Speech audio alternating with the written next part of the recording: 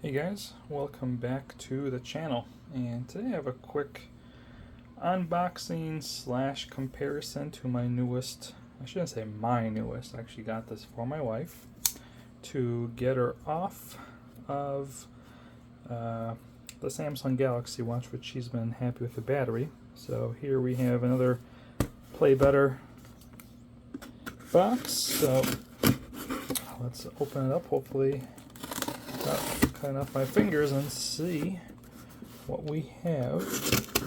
And the only reason I'm kind of even going through this because this is kind of exciting for me as well, even though it's not for me, but I finally get a chance to take a look at the AMOLED screen. So the last two versions of the Fenix, I've contemplating getting the epix. Move this cable out of the way. The epix I've always kind of contemplated, but you know, the battery life has been kind of my what's held me back. But still wanted just to kind of see what I've been missing in terms of display. So let's see what we got here. Okay, the usual Garmin type of box, so nothing to report here, but let me go ahead and get this all unpacked. I'm just going to pair it to my phone for the time being just to kind of test it out. And I'll be able to do a quick comparison. So let's pull the sticker off. There it is. So it's definitely, obviously it's a smaller watch compared to the previous, or what I typically wear, which is the Fenix. And then obviously I've got my Instinct, and then this is actually, this over here actually is her old Vivo Active. So that's actually what she's replacing.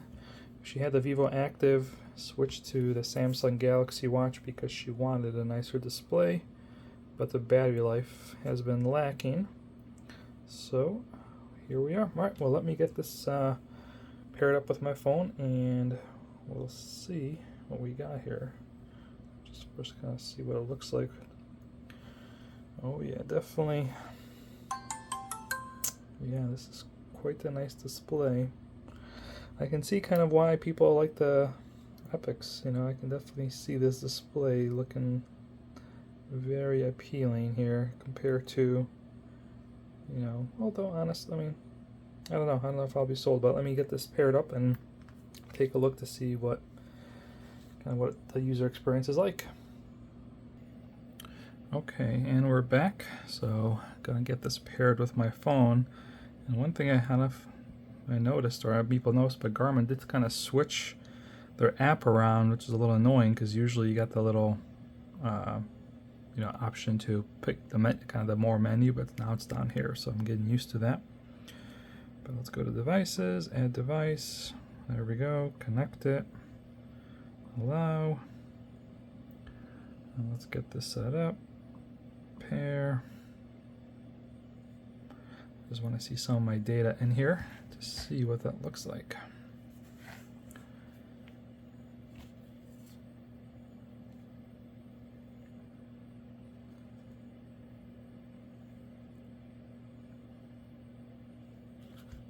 Next. No. Sure. Right. Next. I don't know why I'm doing all this. This doesn't really matter. Goals, skip. This is all temporary. All right. I guess maybe for a better. Okay, I see this one's pretty beat up, but we'll just have it here. The reason I kind of have this strap here is that I'll actually wear this on my ankle anytime I don't want to wear a watch. So I've kind of commandeered it. Alright, let's see, the boot up process is taking some time, but man, I gotta say, this is so nice looking at this already compared to like the memory and pixel displays, but I'm sure to a degree there is a bit of kind of you know, that honeymoon stage with any new device, that it looks exciting, but after a while does it, you know, is it still as exciting, and do you start missing the battery life? So that's always, it was always my fear, is that I knew that I would appreciate this display if I got the epix, but would that kind of eventually just kind of whatever, you know, get old, and then, you know, battery life you kind of have to then live with forever with the device. So that's why I was kind of backed out and stayed with the Fenix, not the epix. But man, this has taken quite some time to kind of get going here. So let me pause it and wait for this to boot up. Okay, we've got the initial boot up process completed, so now we kind of get the watch in all its glory. And I don't even know which one to kind of do a comparison on. I mean, this is kind of obviously the one that it replaced, is the Vivo Active. So obviously it's just a humongous difference in the quality, that's for sure. But this one's pretty dim, but you can kind of see the difference between, you know, the memory and pixel and the AMOLED. Not that it's much of a comparison, but I've always found the instinct to have a really kind of sharp display. Let me kind of get something to wipe this with, because my fingerprints are already kind of getting over it. But I've always found the instinct to have a really kind of vivid display, even though it's kind of monotone. It still kind of has always looked very crisp and easy to read. So just to kind of put it next to it. And then obviously we have it next to the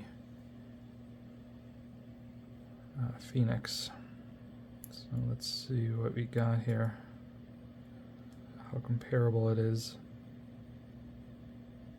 Let's look at sleep just to kind of see what that looks like on the screen. So yeah, you can kind of see a comparison of the colors. I mean, honestly, obviously there's no doubt that the AMOLED screen is definitely a nicer screen. I don't think there's any disputing that. But I mean, would I compromise battery life for it? I don't know. I mean, it does look, certainly does look nicer, that's for sure. But look, this is constantly going off, and this one's always on. So I don't know. I mean, obviously I've had a whopping minute with this watch, but already I'm kind of happy that I went with the Fenix over the epix, because the fact this keeps shutting off is already kind of annoying, where this one always stays on. And I mean, I gotta say, like, when you look at kind of a detailed picture, I mean, yes, this is a little kind of washed out, but I don't know. I have no issue with the memory and pixel.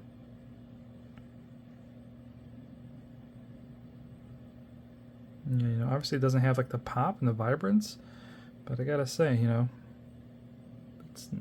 I don't think it's that, to me, it's not that much better that I would want to sacrifice, you know, battery. This looks kind of cool, yeah. That's, I guess, right there is, you can kind of see, obviously you get much more kind of animation, but if we just take away the animation, just look at the content, I mean, I don't know. I'm not sure that I would want the AMOLED. Is it nice? Sure, but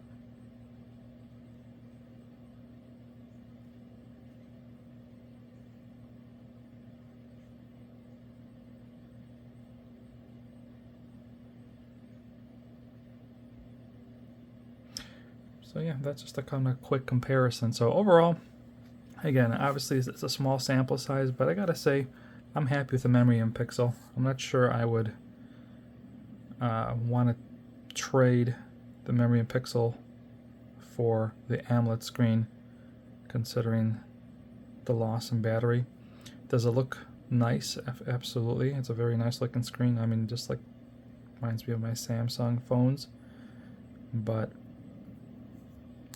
I think this, to me, is just fine. I mean, yes, it's a little more washed out, but I think it just gives you plenty of detail and just what you need. I mean, at the end of the day, I think what it comes down to me is that how much time are you actually looking at your watch? Like a phone, I can understand, right? You probably, if you probably look at your statistics, you probably look at your phone for probably a couple hours a day if you add it all up.